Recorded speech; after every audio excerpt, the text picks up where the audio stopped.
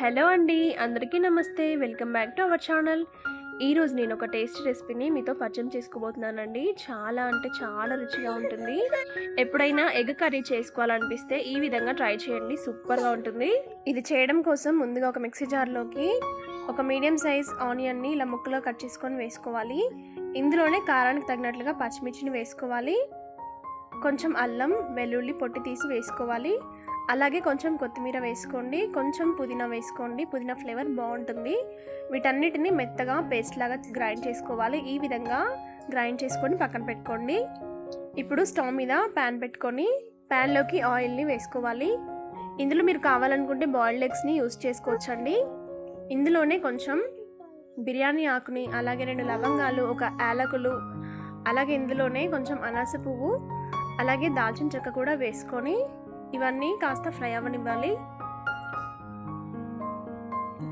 ఇవి కొంచెం ఫ్రై అయిన తర్వాత ఇందులోకి కొంచెం జీలకర్రని వేసుకోండి. జీలకర్ర కూడా వేగిన తర్వాత ఇందులోకి మనం ముందుగా గ్రైండ్ చేసి పెట్టుకున్న పేస్ట్ని యాడ్ చేసుకోవాలి. ఈ పేస్ట్ అనేది పచ్చివాసన పోయి ఆయిల్ అంతా సపరేట్ అయ్యేంత వరకు బాగా ఫ్రై చేసుకోవాలండి. ఇలా కలుపుతూ మీడియం ఫ్లేమ్లో బాగా ఫ్రై చేసుకోండి. ఇది మనం వేయించుతుంటేనే మంచి స్మెల్ అనేది వస్తుందండి. చాలా టేస్టీగా ఉంటుంది ఈ కర్రీ. మూత పెట్టేసి మగ్గనివ్వాలి. ఈ లోపల ఒక గ్లాస్ కానీ బౌల్లోకి కానీ ఒక 2 ఎగ్స్ని ఇలా పగలగొట్టుకొని వేసుకోవాలి. ఇందులోనే కొంచెం సాల్ట్, కారం వేసుకొని కలుపుకోండి. అలాగే ఇందులోకి మీరు కావాలంటే అల్లం వెల్లుల్లి పేస్ట్ కొంచెం వేసుకోవచ్చు. అలాగే కొంచెం కొత్తిమీర కూడా వేసుకొని అంతా బాగా మిక్స్ అయ్యేలాగా మిక్స్ చేసుకోండి. మనం ఆమ్లెట్కి ఎలాగైతే మిక్స్ చేస్తామో అలాగ మిక్స్ చేసుకొని పక్కన పెట్టుకోండి. చూడండి, మనకైతే ఆయిల్ అనేది సపరేట్ అయింది. మంచిగా కర్రీ అనేది ఫ్రై అయిపోయింది.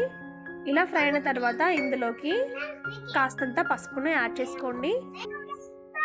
అంతా బాగా కలుపుకోవాలి. పసుపు అనేది పచ్చివాసన పోవాలండి. అలా పచ్చివాసన పోయిన తర్వాత ఇందులోకి మనం ముందుగా బీట్ చేసి పెట్టుకున్న ఎగ్ మిశ్రమాన్ని వేసుకోవాలి. అంతా ఒకే దగ్గర కాకుండా ఇలా 3 పార్ట్స్గా వేసుకోండి. మీరు కావాలనుకుంటే ఎగ్స్ని డైరెక్ట్గా ఇందులోకైనా పగలగొట్టుకోవచ్చండి, కానీ ఇలా వేస్తే టేస్ట్ అనేది చాలా బాగుంటుంది. ఇలా వేసుకున్న తర్వాత మూత పెట్టేసి ఎగ్స్ని బాగా మగ్గనివ్వాలి. చూడండి, ఇలా మగ్గుతున్నప్పుడే వీటిని కట్ చేసుకోండి. 3 పార్ట్స్ లాగా నేను కట్ చేస్తున్నాను. ఇవి కొంచెం ఉడికిన తర్వాత మరోవైపుకి తిప్పుకొని 2 వైపులా బాగా ఉడికించుకోవాలి. మనం తీసుకున్న ఈ ఎగ్స్ అనేవి 2 వైపులా బాగా ఉడికించుకోవాలండి. అలా ఉడికించుకున్నప్పుడే మనకి టేస్ట్ అనేది చాలా బాగుంటుంది. ఫైనల్గా ఇందులోకి పాల మీద మీగడ ఉంటుంది కదండి, ఆ మీగడని యాడ్ చేసుకోవాలి. మీగడకు బదులుగా ఫ్రెష్ క్రీమ్ వేసుకున్నా పర్లేదండి. ఇలా వేసుకోవడం వల్ల కర్రీ టేస్ట్ అనేది చాలా బాగుంటుందండి. తప్పక ట్రై చేయండి. అండ్ ఇందులోకి ఒక 1/2 టీ స్పూన్ వరకు ధనియా పొడిని కూడా వేసుకోవాలి. మీకు నచ్చితే గరం మసాలాను కూడా వేసుకోవచ్చు అండి. నేను ఇక్కడ గరం మసాలా వేయడం లేదు. అంతే, ఎంతో టేస్టీగా ఉండే ఎగ్ కర్రీ రెడీ. చాలా అంటే చాలా టేస్టీగా ఉంటుందండి. అన్నం, చపాతీ ఎందులోకైనా సూపర్గా ఉంటుంది.